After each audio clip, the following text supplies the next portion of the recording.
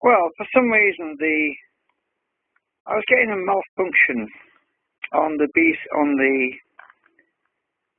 BC212L when the voltage was charging my supercapacitors. When it got to around about 13 volts, the voltage on the base was shooting up way up, and I can only guess that there's some kind of a leakage problem with the transistor. So I dug around in my tray and I found an MPS 92. Let's go a bit closer. I've got the MPSA 92, and it's behaving just the same as the BC212L. It's currently triggered at the moment. It's currently discharging.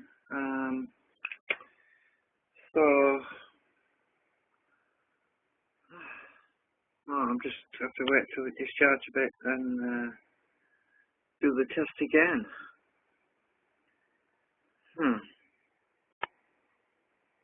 So I am getting an anomaly. I am getting a peculiar anomaly. I'm trying to figure out why. Basically, even though there's a positive outgoing charge coming in on the positive side, when it gets to around 12, 13 volts, even though the charge is still going, and I want it to achieve the 15 volt point, whereas the MPPT will function. The problem is the circuit is triggering even though there's a positive going charge, even when I don't want it to. So the question is why? Because the voltage on this side is higher, on this side of the diode is higher than it is on this side, and the base is connected to this side, which means that this side is a lower voltage than it is on this side. So why the heck is it turning on?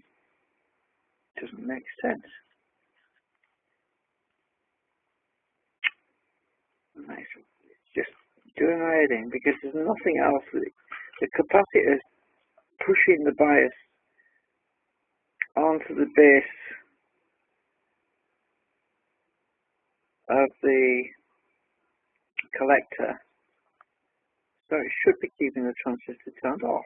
And this resistor here is very high in the mega ohms. If I remember rightly, so I think it's about 11 mega ohms, yeah.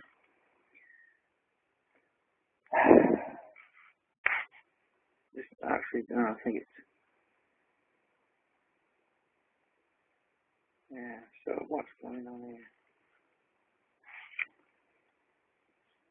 Yes, I'm going to get sleep and continue later. I'll figure it out. Well, I decided my circuit is just not acting very stable across this divider, these diodes, because when I'm getting to a higher voltage, the PNP transistor is just, well, it's acting peculiar. I'm not sure exactly what the problem is, but even though there's a positive bias across the diodes, the transistor is still turning on. It might be because of some kind of breakdown voltage. It's just done it there, actually. It's about 11.4 volts. So I've got a rather dusty LM. Oh, just a minute, get my magnifying glass to help with the focus. But oh god, stuff's dropping down here. I've got a rather dusty LM308 op amp. So what I'm going to do is make a comparator. So I don't know if you can see that very well, actually, but yeah. It's a LM308, and I'm going to use that as a comparator to use the inverting and non-inverting inputs to sense the input, the high going end of the diode and the lower going end of the diode with a resistor across, so that when both voltages equalize, then the op-amp will turn on. So anyway, that's what I'm going to be doing now. I'm just going to rip all the glass out here and put the op-amp in. Right, okay, I've put the op-amp in now. I'm using it as a comparator. Oh, sorry about this wire. It's very messy. Right, just move this wire out of the way. Right, I've got two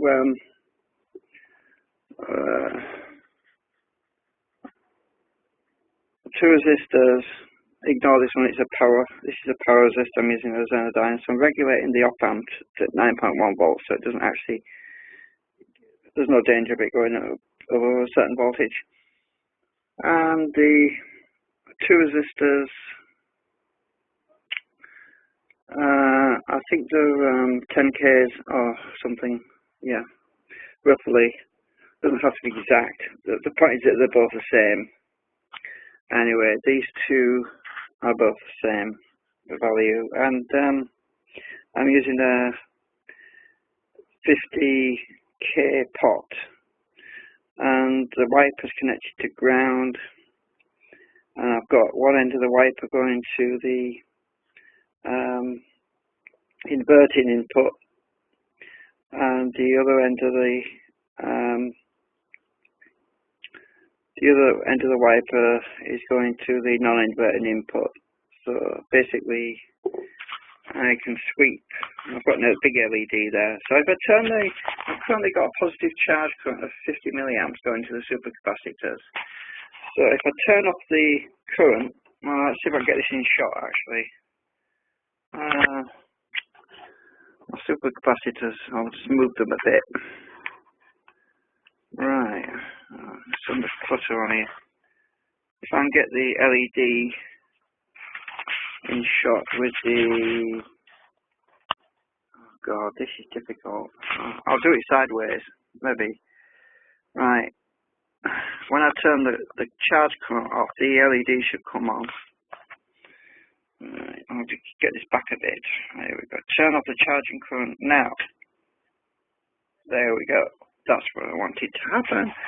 So the LED, the op-amp switch is on, basically saying it's going high on the output, and that will tell the rest of my circuit that there's no longer a positive going charge, even though we're at 6.91 volts, and the supercapacitor can then be, the circuit can then dump that power into the boost regulator to charge the battery. So as long as we've got a positive going up, I turn the charge voltage on again, just move back.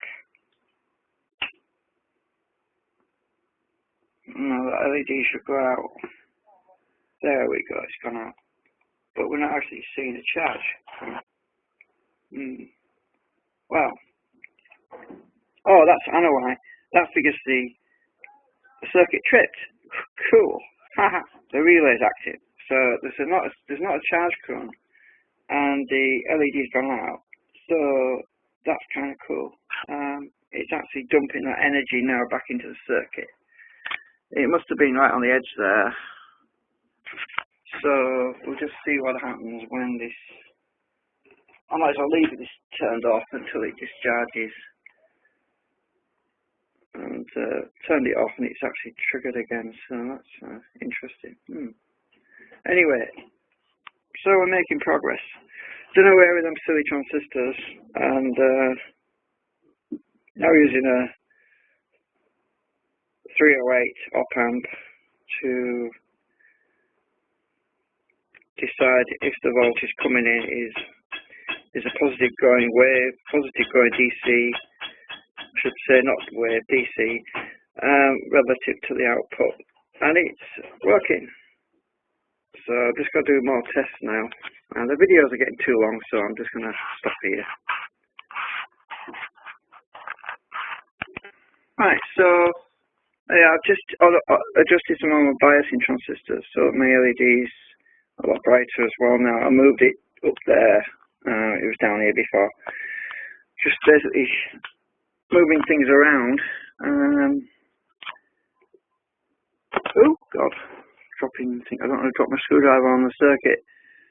Yeah, so we've got this transistor here, which is being biased by 15k resistor to the output of the op amp, and that basically completes the circuit for the BC109C, which actually triggers the relay.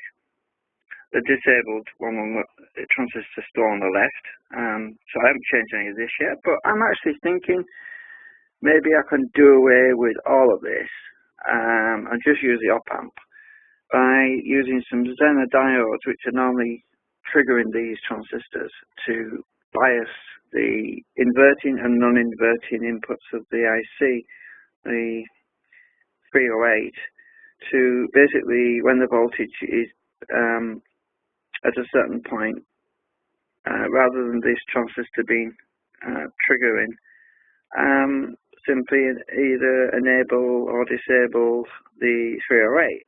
So if, for example, the voltage is below a certain point, then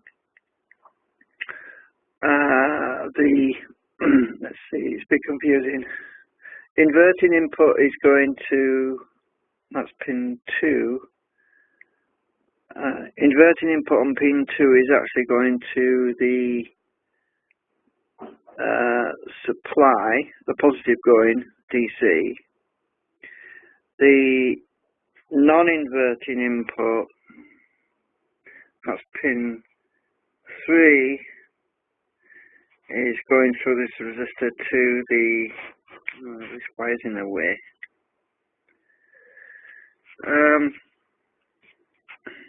Right, pin 3, the non-inverting input is going through this resistor to the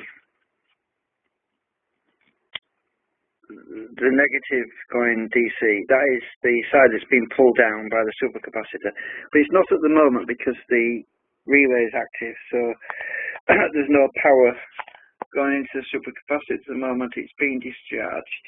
So I really need to turn off the juice to let that run down quicker, because I actually triggered it, and when that drops down, then I can repeat the cycle and do another test.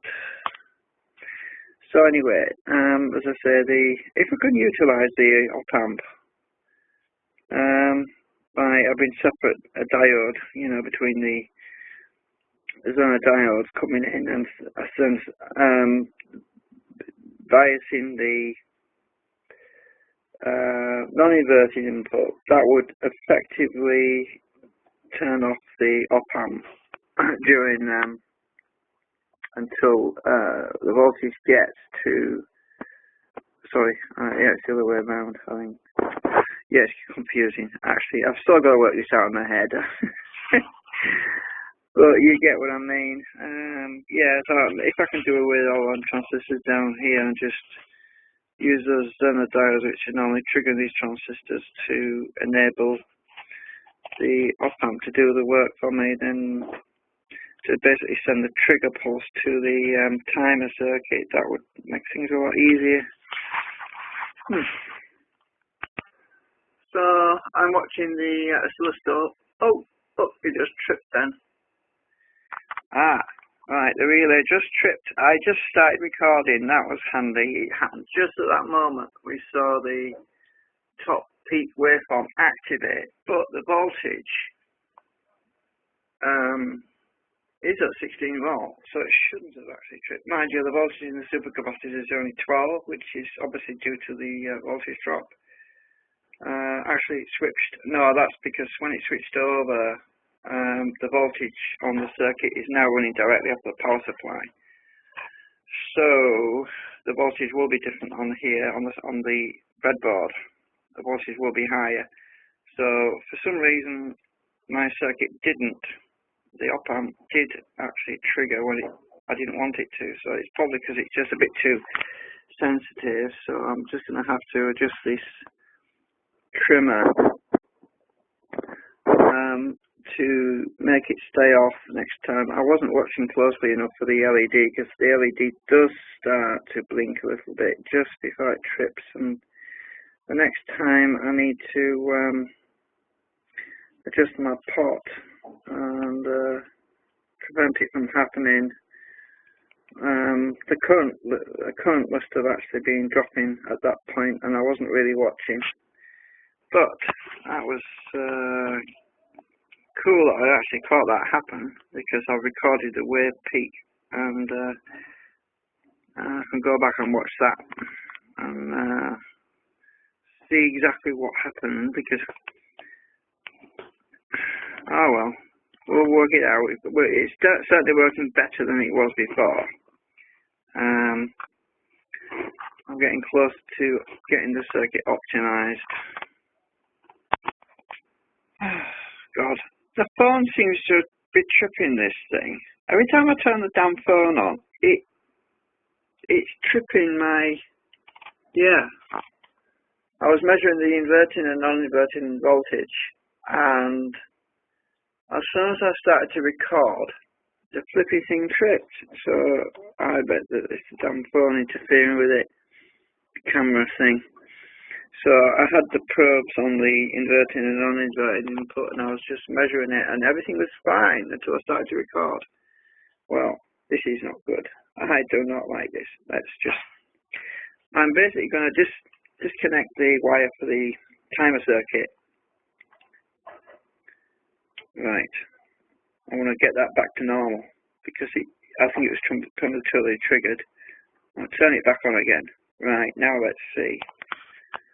Now let's watch as the voltage, because you see I'm watching the scope, and the top beat, the top line is, that has to get to the third division up, so it's actually just above the first division on the center line. It has to be able to get to the third division really before it trips anyway, and it was nowhere near that. So I'm pretty sure the phone was interfering with it. Must have sent out a pulse or something. Right, and let's see if I can get this back on the inverting and non-inverting inputs with my probes. Oh God, this is difficult with one hand. Let me just get them on here. Right. The inverting and non-inverting. Right, the red probe is on the non-inverting input. The black probe is on the inverting input. And we're getting a voltage of 0.24, which means that it should not be tripping, right? And the ingoing voltage, positive going voltage, is currently 13.32. Current charging at 330 milliamps. Supercapacitor voltage is 12.3. And the inverting and non-inverting voltage is still 0.23. So, right, we shouldn't actually achieve the, I'm waiting for the disabled line at the bottom one to come up to the center line. That should disable the trip when it gets to about 15 volts. And the non-inverting inverting voltage is still minus 0.23. The voltage is climbing 30.62. I want to get around 15 volts really, without it tripping over. So I'm just going to pause a minute. Right, it's been a few minutes, and the inverting non-inverted is slowly moving towards the positive. It's at 0.21. We're at a voltage of 14.47 now. And the current charge rate is still 320 milliamps. We're at 13.5 on the supercapacitors. 14.54 on the main input voltage. We obviously there's a voltage drop because of that diode, you know, the one that we're sending the current through. Right, the non-inverting voltage is still minus, and the oscilloscope is the trip voltage is now almost two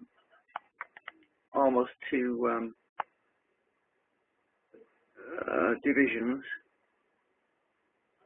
So when it gets to the third division, normally it would trip if certain things were true, such as the current charge was at 0 and the inverting, non-inverting became a plus or an equal voltage. Well, at the moment, it is creeping up, look, it is creeping up. I'm just going to pause a minute, I want to back this up a bit. Well, I backed off, probes are not connected right now, but I backed it off because I wanted to see if this disabled line would come up. So I'm basically going to set this up so that the trigger voltage though is at, still at 2. We're at 15.31 volts now. So this, hang on, I've got my, damn it, my probe fell out of the hole. God, no wonder I wasn't seeing the disabled. Right, there we go. Right, the disabled is at 3 divisions up. Well, the scope probe fell out of this hole, which is linked to the disabled circuit. I must have knocked it out earlier, I didn't notice.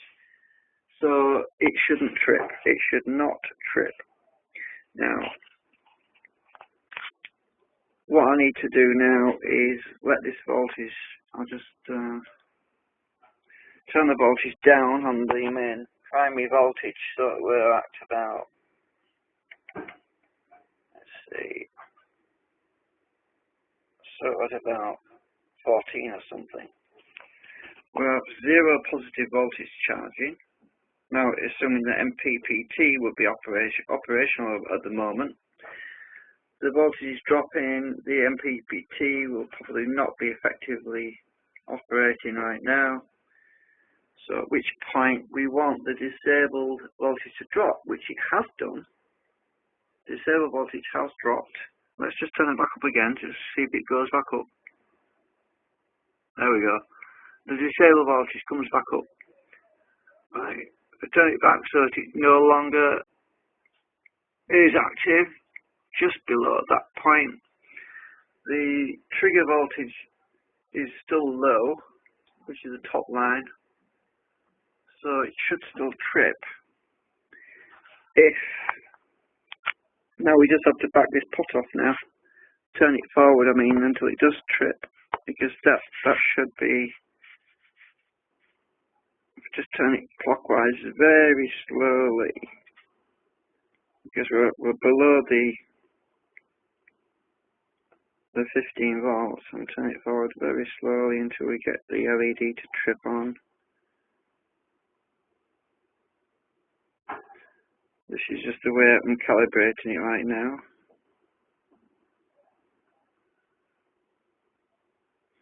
Might help if I put my probes on, actually. Get my probes back on. Yeah, pause a minute. And I don't know how I'm going to hold these probes and hold the phone at the same time, so I'm going to have to balance it with my fingers here. So if you see, this is not going to work. Right, I'm just going to have to do this. You have to trust me. I have to stop, just pause. Right, I just adjusted the pot so that it's 0.01 positive on the op amp, and it's still not tripping. Well, that's because the positive voltage is not high enough. It's 2 divisions, it needs to be 3. So I'm going to have to adjust something down here somewhere. Actually, maybe not. Because presuming that it was able to get up to 14, 15 volts anyway on a bright day, we could allow for the voltage to drop a bit more and see if it actually does trip.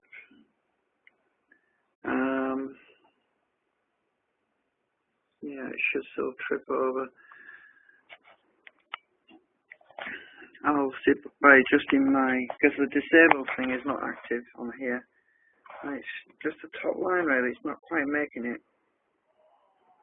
So, might have to check my circuit down here and adjust my diodes a bit. Anyway, I'm going to try and keep these videos clips shorter because this video that I've made so far is just ridiculous. It's 2 hours long and I'm not even bothered to upload it yet because I thought, well, I'm just going to see what I can edit out. Well, I got tired of holding those probes on to the minus inverting and non-inverting, non-inverting and inverting inputs, so I put some crocodile clips on there. They were a bit chunky, you can hardly see anything though. But at least I can monitor the voltage now, and when I swing the voltage up and down, we should see, if I turn the voltage down, we should see there we go, it's triggered the relay. And that's what we want when there's not enough sun to keep charging.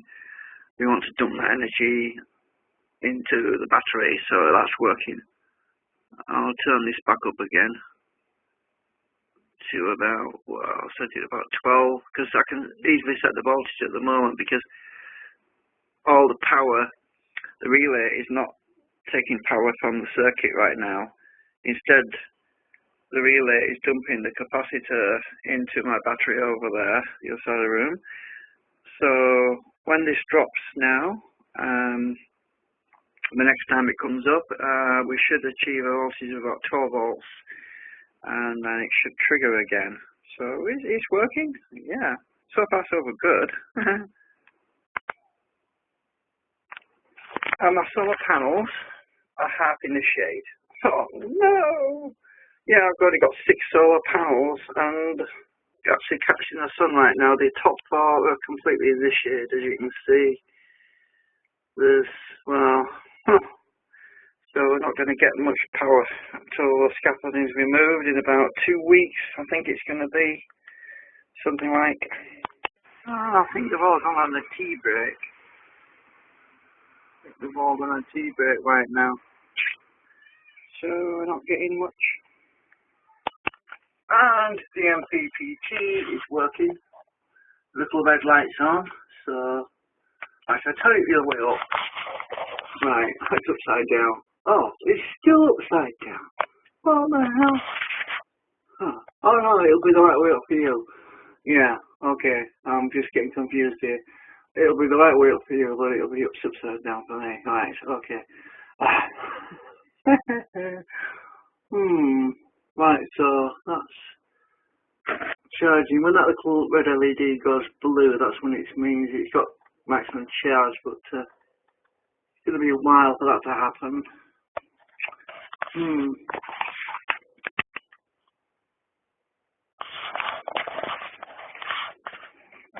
Still going. So, we're at about 7 volts. The supercapacitors have nearly dumped their power. The relay's still on. We're flashing there, which means that the op-amp is still active. And we're looking at the voltage on the inverting and non-inverting, and we're still in a positive gain, but it's below the 0.7, so that LED should be turning off. Why the heck is it not turning off? Something to do with the hysteresis, I think.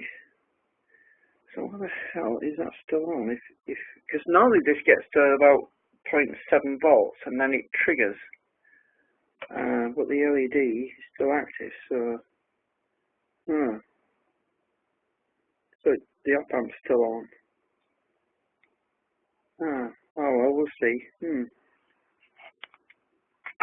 And my scope is showing the top line is at 0, so that shouldn't re-trigger when the relay goes off. It shouldn't re-trigger, and the bottom line is the disabled to disable it when it's above 15.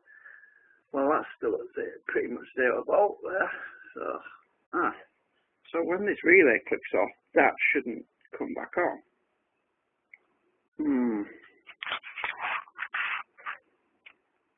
Well, I've been twiddling about, and I've set the trimmer and the relay is currently off, and the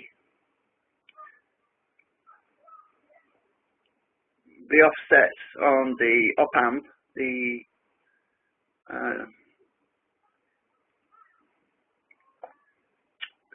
on the minus on the inverting and non-inverting input, are currently at minus 0.04, and I'm coming up on the voltage which I'll set it at about 12.3 volts. So when it gets to about 12 volts, this should swing positive. It should activate and discharge the supercapacitor with the relay into my battery. So, well, so far the LED is not flashing. When that starts flashing, that's when it's tripped. And the scope, actually, because my top line has gone way off the top of the screen because the circuit is active on here, but this transistor is not completing the circuit. You know, the black transistor down there is not conducting, and so will not actually activate the BC109. Won't activate that until we go into positive. We're still in negative right now, which is good. I did actually put a little orange capacitor in there between the pin 2 of the op amp and the output of the op amp. Well, it's actually going so that it creates it stops it, so it doesn't go into oscillation where it goes on and off and on and off, and it just gives it a bit of a feedback. So it basically sends a DC voltage into the inverting input to keep it from flipping one way or the other. So anyway, it's coming along pretty close to 12 volts now, and the inverting, non-inverting input appears to be on the threshold of tripping actually. And if I pause it, we'll probably miss it. So,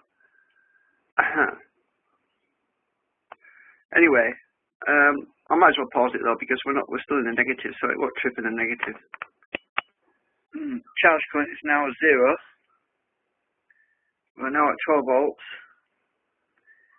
and it might say 0, but I'm almost certain there'll be a few milliamps still going through there that's not registering. And we're still in negative. So yeah, as soon as I see it swing onto 0, I'll start recording again.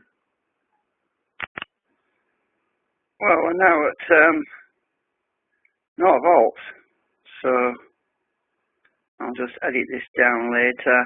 Note to self: edit the long space out. So this. I missed it. Oh, stupid thing. It literally just swung into the 0, into the positive, and it tripped. I missed it. Well, for some reason it jumped at that point to 0.46, and I'm not quite sure why that is. But yeah, I think it's because the op amp triggered, and now that's something to do with the hysteresis on the op amp, I think. I can't figure out why, but oh well, that's the reason why I put this little orange capacitor in there, to cancel out that hysteresis that's happening. Something I don't really want. I don't want it swinging more positive once it's tripped on. It's still tripped on at the moment. Oh well. Op amps behave peculiarly sometimes. Probably needs to use another resistor to offset that. More work. Incidentally, I forgot to mention the other day I accidentally left I accidentally put this capacitor in wrong voltage. I had 18 volts going in, and it kind of blew its top on me. It sprouted a hair, sticking out the top. Kind of funny, actually. It made me jump. It scared the living daylights out of me, but yeah. Anyway. So I've overlooked the fact that it was 16 volts and I was under the presumption it was 25, but never mind. I'll just sort of share that bit of fun. Oh well. Anyway, I reconfigured. I've been tidying up the board. Just tidying things up a bit because it was a bit messy. But basically, just in case I didn't mention it before, I've got a resistor coming in with the power. That's what's supplying the timer board down here. But there's another resistor here. This is coming in to the first Zener diode, and that Zener diode is at 15 volts. That's for the disabled circuit.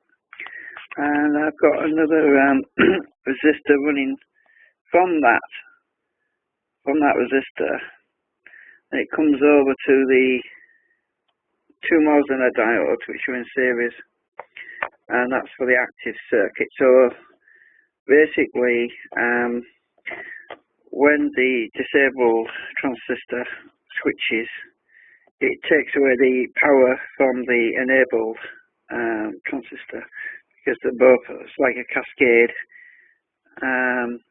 Like a cascade array of resistors. So,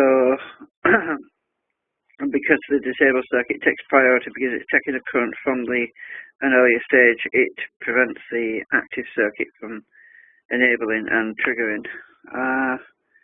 But yeah, when I get the diagram drawn and everything, and because to be honest with you, there's so many resistors here, I can't remember half of them, and they're hard to read. But I'll get my magnifying glass and see whether or not. You see, if you can read them, then that's all the better. But you know, they're very difficult to read. As you can see, the colours don't stand out very well. And I've got white light on there, so I'm actually using a pretty good daylight type LED light. Right, so. They're still very difficult to read, though. But yeah, because I've got to keep taking them out and measuring them to figure out what's what, and I have to keep changing them. You see, that's the problem. I keep changing the values, and I forget what I've changed them to, and that's why I can't remember. I've been swapping things around so much, I've just completely lost track. I've actually added another wire and a diode. This germanium OA90 is a signal diode connected to this wire here, and this wire is feeding back to the op amp to it's a bit cluttered down there. Goes to pin 3. I think it's the inverting. No, it's not. It's the non-inverting input. If I remember rightly. Yeah, non-inverting input. So that when the disabled when the transistor BC109C, the first one that disables the circuit, disables it from tripping the relay, when the collector goes low, it pulls the voltage down on the non-inverting input and preventing it from triggering when I don't want it to. So that's just basically it just goes through that diode, and actually there's a resistor somewhere. No, actually there isn't. I took that resistor out. It just pulls the pin 3 low. But the voltage is actually pretty close. Actually, there's not a great deal of difference there. But as I say, at the moment I'm getting a minus 0.68 on the non-inverting inverting chip on the op amp, and that's partially due to the fact that there is a disabled voltage there. But actually, when I unplug this wire from the diode, this one here, right, watch what happens on the scope when I unplug the wire. It actually drops. So it actually becomes more enabled, and the inverting input is 0.24 now. So if I plug this back in again, right, plug that back in, and now it goes to minus 0.68. So currently we're charging 340 milliamps at 13.4 volts inside the supercapacitors. The voltage actually in the supercapacitors, that is, this voltage regulator actually shows the voltage of the supercapacitors themselves, not the incoming voltage. The incoming voltage is actually 14.58. So there's a bit of a voltage drop on this regulator. Incidentally, this regulator, I accidentally blew the resistor, the current limiting resistor on the back, and the current limiting part of the circuit on this meter no longer works. It works, it's good enough for the supercapacitor. And I also put, if you look at the back of this meter, I actually put a bypass diode with thermal cement, so that when power comes back, it doesn't go through the meter, it actually goes through the diode instead. It comes back out the same way it went in. And the resistor that I made is actually right there at the bottom. I've just painted over the top of the resistor, service mount resistor that I burnt out. I used conductive paint, and it works pretty well. I'm still getting good current readings on it, and then I sealed it with some resin so it wouldn't dry out anymore, and so it improves the stability. So yeah, there's a bit of history about that meter. It occurred to me, since I've put this op amp in, and now that I'm monitoring positive current coming in, before, when I started building this circuit, the objective was to use some Zener diodes to make sure the voltage was above 12 volts. And once it gets above 12 volts, if the voltage didn't reach 15 volts, was to dump the energy into the supercapacitor. And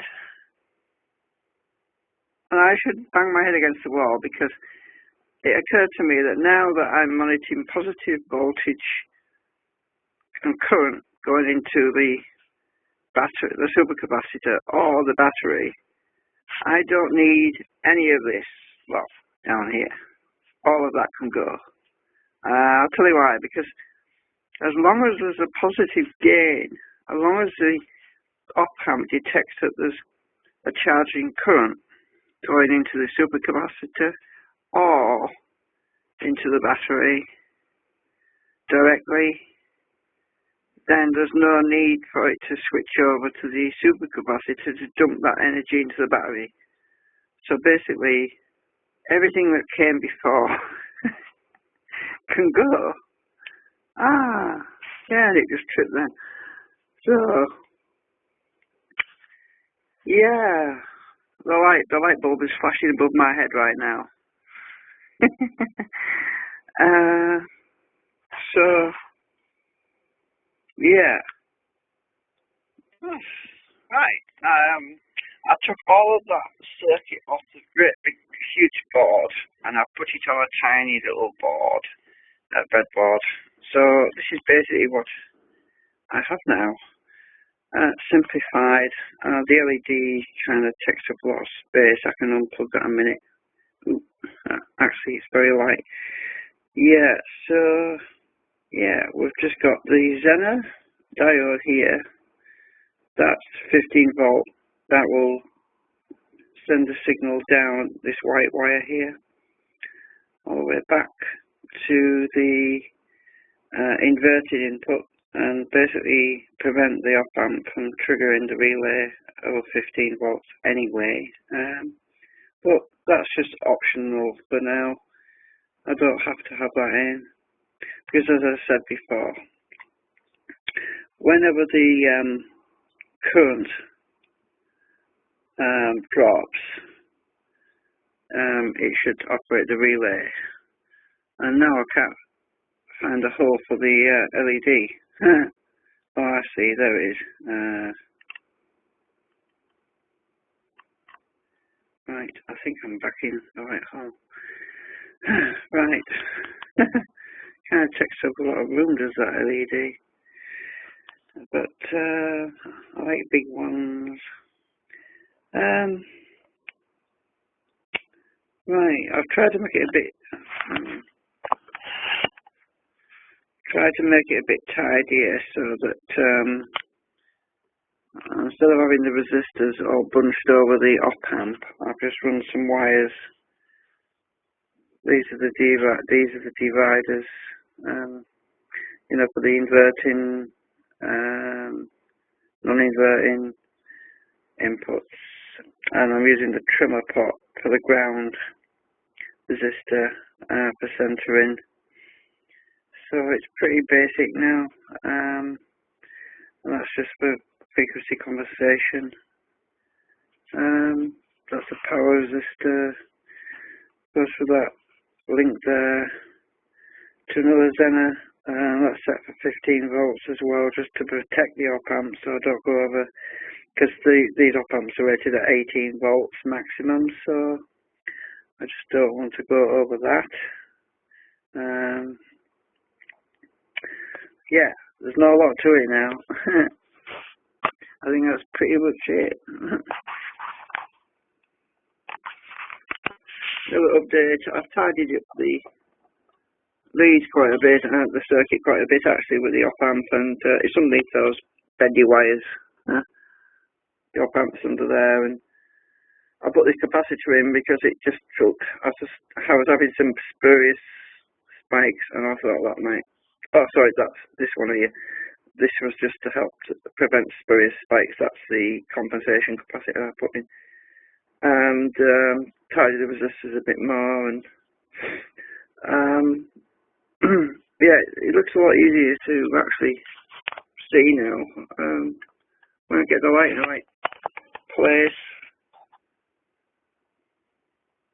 But actually at the moment I'm at minus 0.03 on the inverting and non-inverting, so it's actually inverted voltage at the moment of minus 0.03, and as soon as it swings over to the zero, it will probably trip and turn on the relay again.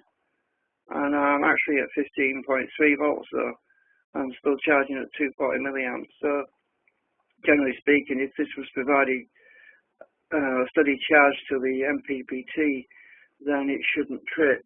But yeah, normally though, when I'm charging to MPPT,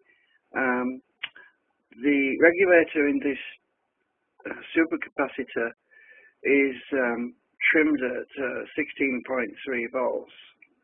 so it doesn't actually go any higher. So no more voltage can get into the supercapacitors because that would be too high a voltage for the supercapacitors. So what happens is the regulator in this module trims off, so current no longer goes into the supercapacitor, therefore it would be going into the battery instead if the battery can take it. But if the battery can't take it and the current drops, whether it drops to the battery, it's going to trip, whether it drops to the battery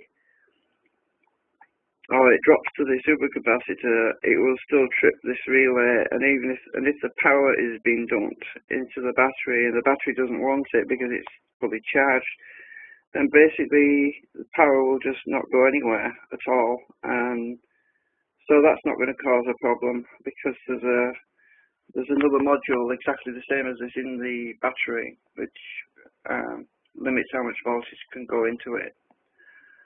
So that's one thing I didn't really explain. It looks like it's tripping now. It's getting brighter. It looks like it's about to flip the relay now. Oh, there we go. It just clicked over. So power is now going over there to the other module, way off in the distance. Just see it's actually about 1.54 amps. There we go. 1.55 amps is being sent to the big battery right now, and at 12.3 volts. And the voltage actually, there's a bit of a voltage drop across the module. When I press this button in here, you can't really see, but it actually drops a bit because it bypasses a diode inside, so it actually drops. That's the actual voltage on the batteries is 12.1. So I certainly like this op-amp idea a lot better. It's much less complicated, and I don't have zero diodes all over the place. Basically, as long as there's forward going DC current to the circuit, the relay doesn't trigger until it stops, and that suits me fine. Right, well, I've put a diode in. It could get bent. As the legs did as I was going in, but actually the voltage is not getting back all the way into the circuit at the moment because there's another diode in my breadboard, but I was getting oscillations and spurious triggering when I took that out, so I'm going to have to figure out if that's going to still be a problem with this diode in here now. If not, I'll probably put a small resistor in there, something like 100 ohms or 10 ohms or something silly, just enough to supply this circuit, because actually the rest of the circuit doesn't use much power at all. But I was getting some transients on the power rails. Another reason why I put a 1 ohm resistor on the ground rail between the supply and the circuit there, because the circuit there's got decoupling capacitors as well. And there's a 1 ohm, obviously, which is the one I'm using for the current sense for the minus, the inverting and non-inverting on the chip. So, right, so I'm just going to have to test this out and replace that diode over here with a small resistor, or yeah. Well, actually, yeah, the relay just tripped then and it went back on again, so yeah, might be spurious what we're getting now again. So I disconnected the power input from the power supply, which is turned off at the moment, and now I've connected the crocodile clips actually to the solar connection, which goes to the battery. So as long as we're getting solar power, which is only quite small at the moment, the solar power will go through these leads to my board, supplying the circuit and going through the relay and charging supercapacitor to about 190 milliamps. And the actual solar power we actually use in solar power right now is about just over 8 volts. And so as soon as the solar power drops to a point where the positive going DC is no longer charging the supercapacitor, then we should see the op-amp, the voltage comparator on the inverting and non-inverting switch over to positive, which will at that moment disconnect the charge on the relay to the supercapacitor and send that power from the supercapacitor back out through the boost step-up regulator back down the wires to the battery, and some of that power will actually go back to keep the circuit running while the power is being dumped into the battery. And as soon as the power is exhausted, even if the timer doesn't click off at that point, the circuit itself will no longer be functioning, so the relay will turn off, and then the process will begin all over again, whereas power comes from the solar panel, runs through the circuit, charging the supercapacitor, and the whole process begins again. So I'm actually going to test this now using solar power and see how it operates. Well, on the timer board, I got rid of that silly ceramic capacitor.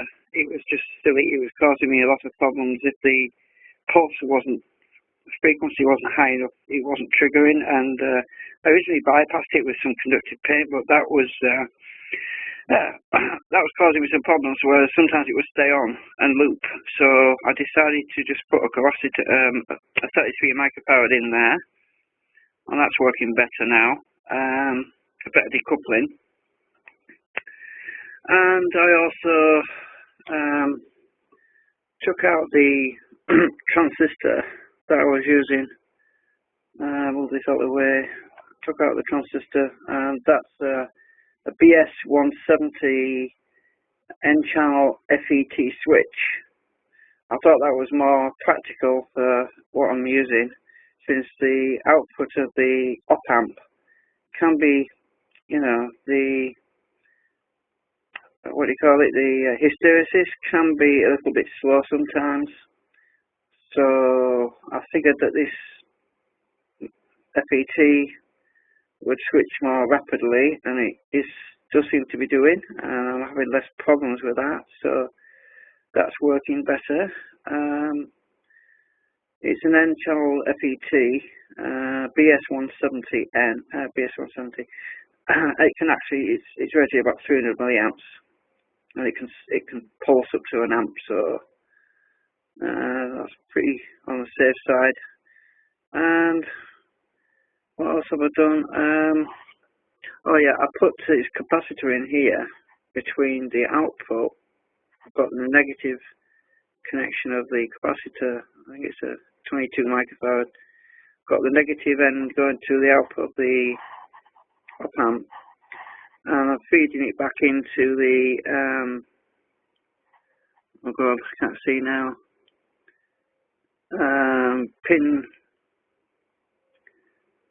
Pin 2 of the op-amp. I've forgotten what that is now. I think it's the inverting. No, it's the non-inverting. Yeah. Anyway, when it switches on. No, I'll just check that anyway. I stand corrected. It's actually the inverting input. As can be seen on this diagram. On pin 2, it's the inverting input, and so when we pulse the inverting input, it overcomes the hysteresis, the gradual slope, and it kicks it on much more quickly. Because what we're actually looking for is a quick pulse when it turns on, and we don't want a gradual slope, we want a sudden spike. So The sun's gone down now, so I had to take the solar panel out of the circuit, now running it off the power supply again at the moment. And we're not really interested in the scope measurements right now. All we're really interested in is the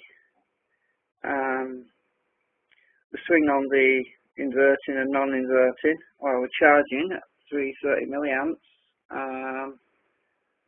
Currently at 10.9 volts in the supercapacitor, about 12.25 coming in. 12.27 is climbing. And yeah, so there's not really much else to say at this point. But I must admit, I'm starting to hate this relay because it's greedy, and at some point I'm going to take out this 555 timer and I'm going to put an IC socket in there, because I have got some other 555 timers. I've even got a 7555 timer, which is a CMOS version, and it uses even less power than the standard 555, and that would be even more suitable, because it doesn't, especially for solar power, it wouldn't be drawing too much current. And I could increase those 10k resistors, which are biasing the pin 2 of the trigger circuit. I could increase those values as well, so there's less dissipation on there.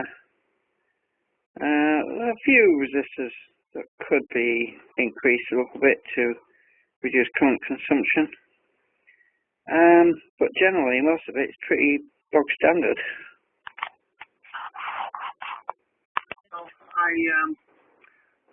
I put my the whole module, the whole lot, on the top of my speaker right now. I thought, well, I am not going to build a circuit board until I'm happy with the circuit to make sure it's working. So basically, I put elastic band around my breadboard, strapped it to the supercapacitors, and put the timers on the other side. And I'm going to leave it up here for about a week or two. And yeah, I've got it stripped down pretty bare now. Not using the Zenos anymore. And the capacity, the supercapacitors, the maximum voltage they can take is about 16.3. So once the voltage gets to 16.3, the current charge will fall off, and at which point the relay will trip, and that power will go into the battery. And the current voltage to the battery at the moment is about 11.7, and it's a very small amount of power coming in. So it's actually making more use to use the supercapacitors right now. So it's about 10:30 in the morning, and the sun isn't actually facing my solar panels on the door yet, but scaffolding would cast some shadows still. And MPPT is not active at the moment. But when the power does get triggered, it comes from the relay circuit, comes through this